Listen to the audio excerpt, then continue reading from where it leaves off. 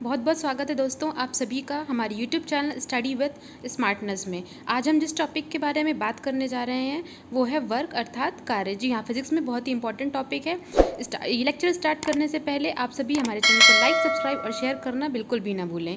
चलिए स्टार्ट करते हैं। होती है कार्य की। किसी वस्तु पर जितना अधिक बल लगाया जाता है तथा जितना अधिक वस्तु की स्थिति में विस्थापन होता है, कार्य उतना ही अधिक होता है। अतः कार्य की माप लगाए गए बल तथा बल की दिशा में वस्तु के गुणनफल के बराबर होती है। देखिए दोस्तों, जो भी कार्य होता है वो दो चीज़ों पर डिपेंड करता है। पहला है कि उस पर कितना बल लगाया जा रहा है, और दूसरा जो इम्पोर्टेंट पॉइंट है वो है वस्तु की स्थिति में विस्थापन। जी हाँ, यदि हम बल लगा रहे हैं और विस्थापन नहीं हो रहा है, अर्थात हमारे पास कार्य भी नहीं हो रहा है, इसलिए बल लगाने के साथ साथ वस्तु की स्थिति में विस्थापन होना बहुत ही आवश्यक है। तभी हम कहेंगे कि वहाँ पर कार्य किया गया है। यहाँ पर जो डेफिनेशन दी गई है, कार्य की माप लगाए गए बल तथा बल की दिशा में वस्तु के गुणनफल के बराबर होती है। अर्थात कार्य बराबर बल गुणा बल की दिशा में विस्थापन। जी हाँ, बल गुणा बल की दिशा में विस्थापन। यदि किसी पिंड पर F बल लगाने से पिंड में बल की दिशा में डेल्टा S विस्थापन होता है तो बल द्वारा किया गया कार्य। देखिए दोस्तों, यहाँ पर एक थोड़ा सा न्यूमेरिकल तरीके से बल की डेफिनेशन को दर्शाया गया है कि यदि किसी पिंड पर F बल आरोपित किया जाता है और उसकी स्थिति में मान लीजिए डेल S विस्थापन होता है तो बल द्वारा किया गया कार्य क्या होगा वो हम देखते हैं। तो बल द्वारा कार्य W बराबर F इंटू डेल्टा S। यहाँ पर जो W है वो कार्य को दर्शा रहा है, F वस्तु पर आरोपित बल को दर्शाता है और जो S है वो विस्थापन को दर्शाता है। पिक्चर में दिखाया गया है कि व्यक्ति एक रोलर को ढकेल रहा है, तो यहाँ पर जो बल लगाया जा रहा है रोलर पर, उसके बीच और वस्तु की जो जिस ओर बल लगाया जा रहा है उसके बीच जो एंगल बन रहा है थीटा, जी हाँ, इसे हम कॉस थीटा के रूप में डिनोट कर रहे हैं। तो इससे हमारा जो घटक है W का वो बन जाता है कार्य का W बराबर F cos theta into delta S, जहाँ पर F कॉस थीटा जो है वो विस्थापन की दिशा में बल का घटक कहलाता है। विस्थापन की दिशा में बल का घटक कहलाता है। यहाँ पर जो W है, कार्य को हम F cos theta into del S के रूप में डिनोट करते हैं। जो थीटा है वो हमारे बल की दिशा और वस्तु पर डिपेंड करता है कि इन दोनों के बीच में कितने का एंगल बनाया जा रहा है। कारों की तरफ कार्य कितने प्रकार के होते हैं, इसमें हमारा पहला प्रकार है धनात्मक कार्य या पॉजिटिव वर्क। जब वस्तु में विस्थापन बल की दिशा में होता है, ध्यान से देखिएगा, जब वस्तु में विस्थापन बल की दिशा में होता है तो वस्तु पर किया गया कार्य धनात्मक कहलाता है। यहाँ पर कैसे धनात्मक कहलाएगा, जो हमने ऊपर फिगर में देखा था, यदि उनके बीच में जो थीटा एंगल है, एंगल अगर ज़ीरो है, सपोज़ वस्तु का वेग इस साइड है और हम फोर्स भी उसी दिशा में लगा रहे हैं, तो दोनों की दिशा समान होने के कारण उन दोनों के बीच में जो एंगल बनता है वो 0 डिग्री का बनता है। और जैसा कि हम सभी जानते हैं कि कॉस ज़ीरो की जो वैल्यू होती है वो 1 होती है, अर्थात सर्वाधिक वैल्यू कॉस थीटा की जो होती है वो 0 डिग्री एंगल में ही नापी गई है, इसलिए यहाँ पर धनात्मक कार्य होगा और अधिकतम कार्य होगा। तो इस चीज़ को आप ज़रूर याद रखिएगा कि जो कॉस थीटा है, अगर थीटा की वैल्यू 0 होती है तो वहाँ पर कार्य धनात्मक माना जाता है। इसका हम एग्जाम्पल देख लेते हैं। जब कोई वस्तु स्वतंत्र रूप से गुरुत्व के अधीन गिरती है तो वहाँ पर धनात्मक कार्य होता है। जब भी किसी वस्तु को हम ऊंचाई से नीचे गिराते हैं तो वो गुरुत्व के अधीन होकर गिरती है, वहाँ पर हमारे द्वारा कार्य धनात्मक माना जाता है। हालांकि वहाँ पे फोर्स बहुत कम लगता है किंतु वहाँ पे कार्य धनात्मक होता है। दूसरा एग्जाम्पल है इसका, जब घोड़ा समतल सड़क पर गाड़ी को खींचता है। जी हाँ, जब घोड़ा समतल सड़क पर गाड़ी को खींचता है तो वहाँ पर घर्षण बिल्कुल भी नहीं होता है, और जहाँ घर्षण नहीं होता है वहाँ पर रुकावट अवरुद्ध कम से कम पाया जाता है और वहाँ पर जो कार्य है धनात्मक कहलाता है। नेक्स्ट हमारा जो टाइप है कार्य का वो है ऋणात्मक कार्य या नेगेटिव वर्क। जब वस्तु में विस्थापन बल की दिशा के विपरीत होता है, बल की दिशा के विपरीत होता है तो किया गया कार्य ऋणात्मक कहलाता है। देखिए दोस्तों, जब हम फोर्स बल इस तरफ लगा रहे हैं और जो विस्थापन है उसके अपोजिट साइड हो रहा है, तब यहाँ पर जो दोनों के बीच में एंगल बनता है वो 180 डिग्री का एंगल बनता है। यही चीज़ यहाँ पर दर्शाया गया है कि यदि theta is equal to 180 degree हो तो कॉस 180 की डिग्री की जो वैल्यू होती है हम सभी जानते हैं -1 होती है या न्यूनतम होती है। अर्थात यहाँ पर जो कार्य होता है वो माइनस या फिर ऋणात्मक कार्य कहलाता है। ध्यान से देखिएगा दोस्तों, यहाँ पर क्वेश्चन एग्जाम के पॉइंट ऑफ व्यू से बहुत इंपॉर्टेंट है कि कब कार्य ऋणात्मक माना जाता है। जब विस्थापन और बल दोनों के बीच में एंगल 180 डिग्री का होता है तो वहाँ पर जो कार्य होता है वो ऋणात्मक माना जाता है। इसके एग्जाम्पल्स देख लेते हैं दोस्तों। पहला एग्जाम्पल है घर्षण बल द्वारा किया गया कार्य ऋणात्मक होता है क्योंकि विस्थापन घर्षण बल की दिशा के विपरीत होता है। घर्षण बल जहाँ भी लगेगा ध्यान दीजिएगा वहाँ पर ऋणात्मक कार्य ही होता है। इसका दूसरा एग्जाम्पल है जब एक धन आवेशित कण दूसरे धन आवेशित कण की ओर जाता है। जैसा कि हम सभी जानते हैं कि जो प्लस प्लस चार्जेस होते हैं एक दूसरे को प्रतिकर्षित करते हैं और माइनस माइनस चार्जेस भी एक दूसरे को प्रतिकर्षित करते हैं। तो इस तरह धनावेशित कण दूसरे को जब धनावेशित कण होता है वो प्रतिकर्षण कहने का मतलब है कि वो कण एक दूसरे के, अगर ये भी सब पॉजिटिव चार्ज है ये भी पॉजिटिव चार्ज है, और जब दोनों पास आएंगे तो वो एक दूसरे से दूर जाने की यानी कि विपरीत दिशा में जाने की कोशिश करते हैं और यहीं पर जो कार्य होता है वो नेगेटिव हो जाता है। जब वस्तु में विस्थापन बल की दिशा के लंबवत होता है तो किया गया कार्य शून्य कहलाता है। जब जो विस्थापन है, अगर विस्थापन इस ओर है और बल नीचे की ओर लगाया जा रहा है तो इन दोनों के बीच में 90 डिग्री एंगल बनता है।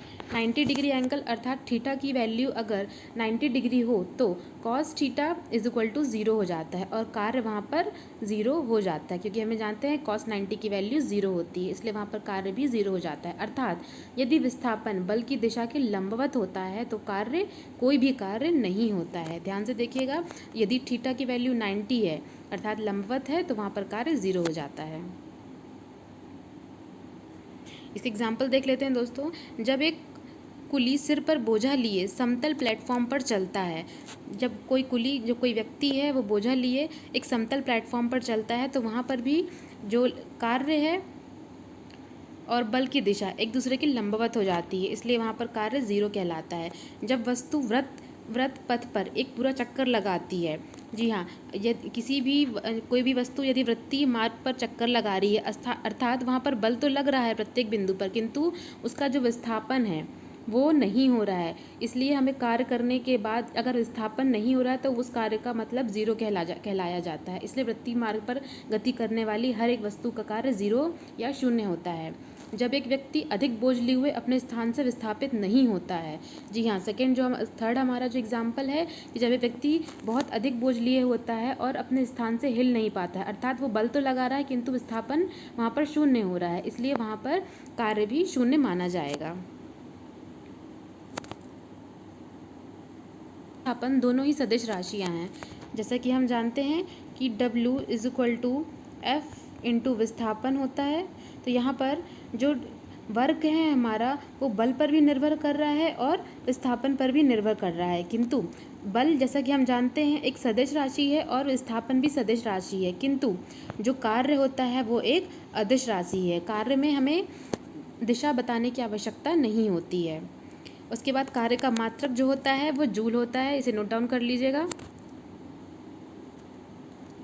कार्य का मात्रक जूल होता है। यदि 1 न्यूटन का बल किसी पिंड को बल की दिशा में 1 मीटर विस्थापित कर दे, ध्यान दीजिएगा 1 न्यूटन का जो बल है वो किसी पिंड को 1 मीटर विस्थापित कर दे तो किया गया कार्य 1 जूल कहलाता है। अर्थात यदि 1 joule is equal to 1 newton into 1 metre. जी हाँ, ये फॉर्मूला आप अच्छे से याद कर लीजिएगा, एग्जाम पॉइंट ऑफ व्यू से बहुत ही इंपॉर्टेंट है। 1 joule is equal to 1 newton into 1 metre. चलते हैं आगे।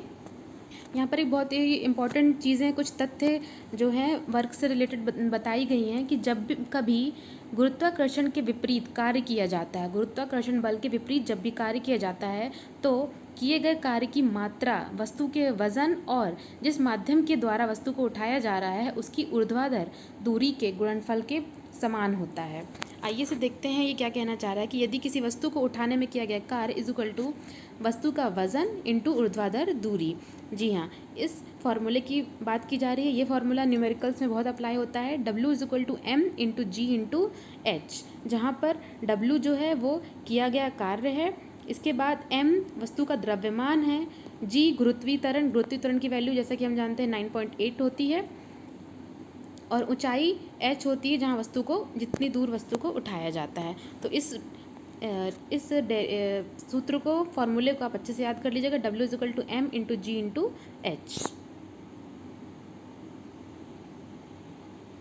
चलिए दोस्तों स्टार्ट करते हैं हमारे कुछ एग्ज़ाम बेस्ड क्वेश्चन से। अब जो हमने पढ़ाई की है अभी भी, हमारा पहला क्वेश्चन है, बहुत ही इंपॉर्टेंट क्वेश्चन है दोस्तों, ध्यान से पूरा वीडियो देखिएगा, सारे क्वेश्चंस के जवाब देने की आप स्वयं कोशिश कीजिएगा। जो भी हमने ऊपर पढ़ाई की है, जो भी डिटेल्स हमने देखी है, उसी बेस पर सारे क्वेश्चंस बनाए गए हैं। जब किसी वस्तु के द्वारा कार्य किया जाता है तो उस पर क्या प्रभाव पड़ता है? ऑप्शन ए है उसकी ऊर्जा की क्षति होती है, ऑप्शन बी है उसे ऊर्जा की प्राप्ति होती है, ऑप्शन सी है ऊर्जा में कोई परिवर्तन नहीं होता है, या फिर ऑप्शन डी पहले ऊर्जा की क्षति होती है और फिर ऊर्जा की प्राप्ति होती है। जब किसी वस्तु के द्वारा कार्य किया जाता है तो उस पर क्या प्रभाव पड़ता है? तो करेक्ट ऑप्शन है ऑप्शन बी, उसे ऊर्जा की प्राप्ति होती है। जी हाँ दोस्तों, ध्यान से देखिएगा, जब हम कोई भी कार्य करते हैं तो हमारे द्वारा तो ऊर्जा की क्षति होती है हमारे शरीर के द्वारा, किंतु उस वस्तु में एक अलग ऊर्जा स्थानांतरण हो जाती है, अर्थात उस वस्तु पर ऊर्जा की प्राप्ति होती है। इसका करेक्ट ऑप्शन होगा ऑप्शन बी, उसे ऊर्जा की प्राप्ति होती है। हमारा नेक्स्ट क्वेश्चन है क्वेश्चन नंबर 2, किसी वस्तु पर किया गया कार्य निर्भर करता है, किसी वस्तु पर किया गया कार्य निर्भर करता है, ऑप्शन ए विस्थापन पर, ऑप्शन बी विस्थापन और बल के बीच के कोण पर, ऑप्शन सी है आरोपित बल पर, ऑप्शन डी है वस्तु के प्रारंभिक वेग पर। यहाँ पे क्वेश्चन पूछा गया है कि वस्तु पर किया गया कार्य किस बात पर निर्भर नहीं करता है। ध्यान से देखिएगा, इसमें पूछा गया है किसी वस्तु पर किया गया कार्य किस बात पर निर्भर नहीं करता है, तो इसका करेक्ट ऑप्शन होगा ऑप्शन डी। जी हाँ, इसका करेक्ट ऑप्शन होगा ऑप्शन डी, कि वस्तु का जो कार्य है वो वस्तु के प्रारंभिक वेग पर निर्भर नहीं करता है, अन्यथा ये विस्थापन पर भी निर्भर करता है, विस्थापन और बल के बीच के कोण पर और आरोपित बल, तीनों पर ये निर्भर करता है, अर्थात ऑप्शन डी का करेक्ट आंसर है, वस्तु के वेग पर ये निर्भर नहीं करता है। 3, जब कोई वस्तु किसी खुरदुरी क्षैतिज सतह से टकराती है तो घर्षण द्वारा किया गया कार्य क्या होता है?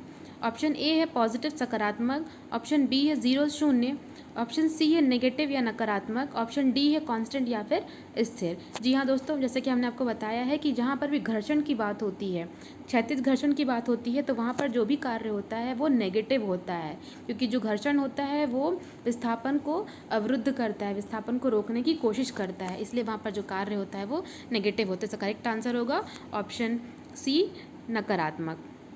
एक मनुष्य एक दीवार को धकेलता है तथा इसको विस्थापित नहीं कर पाता है तो वह, ऑप्शन ए कोई कार्य नहीं करता, ऑप्शन बी अधिकतम कार्य करता है, ऑप्शन सी है कार्य की गणना नहीं हो रही है, या फिर ऑप्शन डी है विपरीत कार्य हो रहा है। ध्यान से देखिएगा दोस्तों, क्वेश्चन पूछना चाह रहा है कि यदि मनुष्य दीवार को धकेल रहा है और उसमें विस्थापन नहीं हो रहा है, तो जैसा कि हमने बताया कि कार्य में बल के साथ साथ विस्थापन का होना बहुत ज़रूरी है, इसलिए इसका करेक्ट आंसर हो जाएगा ऑप्शन ए, कि कोई भी कार्य नहीं हो रहा है। जी हाँ दोस्तों, क्योंकि विस्थापन नहीं हो रहा है इसलिए यहाँ पर कोई भी कार्य नहीं हो रहा है, इसका करेक्ट आंसर हो जाएगा ऑप्शन ए, कोई कार्य नहीं हो रहा है। हमारा 5th क्वेश्चन है, जब चलती हुई कार में ड्राइवर ब्रेक लगाता है तो कार्य की गति कम करता है अथवा उसे रोकने की कोशिश करता है, तो बल एवं विस्थापन के बीच में कितना कोण हो रहा है? तो हमारे ऑप्शन है option A 180 degree, option B 90 degree, option C है 0 डिग्री, या फिर ऑप्शन डी है 45 डिग्री या 45 डिग्री। तो ड्राइवर है वो कार को रोकने की या उसे गति कम करने की कोशिश कर रहा है। गति कम करना अर्थात उसके विस्थापन में अवरुद्ध पैदा करना। तो जहाँ पर भी विस्थापन में अवरुद्ध आ रहा है उसे गति कम करने की कोशिश की जा रही है, तो वहाँ पर एंगल 180 डिग्री का बनेगा। ऑप्शन ए इसका करेक्ट आंसर है कि 180 डिग्री का एंगल उसमें बनता है, क्योंकि वहाँ यहाँ पर विस्थापन को रोकने की बात की जा रही है। मात्रक सीजीएस पद्धति में क्या होता है? कार्य का मात्रक सीजीएस पद्धति में क्या होता है? ऑप्शन हैं ए जूल, ऑप्शन बी है अर्ग, ऑप्शन सी है वाट, या फिर ऑप्शन डी है हॉर्स पावर। दोस्तों इसका आंसर आप लोग मुझे बताइए कि सीजीएस पद्धति में क्या होता है। एम के एसआई पद्धति में तो इसका आंसर है जूल। जी हाँ, जूल इस कार्य का मात्रक होता है, और सीजीएस पद्धति में इसका करेक्ट आंसर हो जाएगा ऑप्शन बी अर्ग। सीजीएस पद्धति में कार्य का मात्रक अर्ग होता है, इसका करेक्ट ऑप्शन है ऑप्शन बी। हमारा 7th क्वेश्चन है, जूल कितने अर्ग के बराबर होता है? 1 जूल कितने अर्ग के बराबर होता है? ऑप्शन ए है 10 की घात 7 अर्ग, यहाँ पर जो बाजू में लिखा हुआ दोस्तों ये पावर में लिखा हुआ है 10 की घात 7 अर्ग। ऑप्शन बी है 10 की पावर 8 अर्ग। ऑप्शन सी है 10 की पावर 6 अर्ग। ऑप्शन डी है 10 की पावर 9 अर्ग। बहुत ही आसान क्वेश्चन है और एग्जाम्स में आपको कई बार ये क्वेश्चन देखने मिला होगा। इसका सही आंसर है ऑप्शन ए 10 की पावर 7 अर्ग। 10 की पावर 7 अर्ग। एक वृत्ताकार पथ में गति कर रही वस्तु द्वारा एक चक्कर में किए गए कार्य का मान कितना होगा? ऑप्शन ए है 1, ऑप्शन बी है अधिकतम, ऑप्शन सी है 0 या फिर ऑप्शन डी न्यूनतम। ध्यान से देखिएगा दोस्तों, ये क्वेश्चन हम पहले डिस्कस कर चुके हैं कि जब भी कोई वस्तु एक वृत्ताकार मार्ग में गति करती है तो उस पर बल, प्रत्येक बिंदु पर बल आरोपित किया होता है, अभिकेंद्री बल, किंतु वहाँ पर विस्थापन, वृत्तीय मार्ग में विस्थापन नहीं होता है, इसलिए वहाँ पर जो कार्य का मान होगा वो 0 होगा। इसका करेक्ट आंसर होगा ऑप्शन ए 0। ऑप्शन ए 0 इसका करेक्ट आंसर होगा। हमारा नेक्स्ट क्वेश्चन है 9th क्वेश्चन, किसी वस्तु को पृथ्वी की सतह से ऊपर उठाने के लिए न्यूनतम आवश्यक बल किसके बराबर होता है?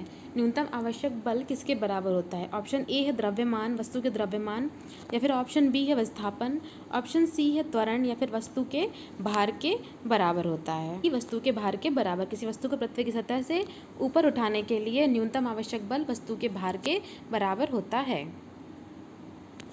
एक क्षैतिज दिशा में गतिशील वस्तु के लिए गुरुत्वीय बल के विरुद्ध कोई कार्य नहीं किया जाता है, क्यों? बहुत ही अच्छा क्वेश्चन है दोस्तों, फिर से देखिए। एक क्षैतिज दिशा में गतिशील वस्तु के लिए गुरुत्वीय बल के विरुद्ध कोई भी कार्य नहीं किया जाता है, इसका कारण हमें बताना है। ऑप्शन ए है क्षैतिज दिशा में ऊंचाई का मान 0 होता है, ऑप्शन बी है गुरुत्वाकर्षण वहाँ पर नहीं लगता है, या फिर ऑप्शन सी है वेग कम हो जाता है, या फिर डी इनमें से कोई नहीं। तो इसका करेक्ट आंसर है ऑप्शन ए क्षैतिज दिशा में ऊंचाई का मान 0 हो जाता है। जी हाँ, क्षैतिज दिशा की जब हम बात करते हैं तो वहाँ पर ऊंचाई का मान 0 हो जाता है। जहाँ पर ऊंचाई नहीं होगी वहाँ पर गुरुत्वाकर्षण बल भी कार्य नहीं करता है। तो इसका करेक्ट आंसर है ऑप्शन ए। थैंक यू दोस्तों, आई होप आपको हमारी ये वीडियो पसंद आई होगी। इसे लाइक, सब्सक्राइब और शेयर करना बिल्कुल भी ना भूलें। मिलते हैं अगले वीडियो में कुछ नई जानकारी, कुछ नए फैक्ट्स के साथ। तब तक के लिए धन्यवाद।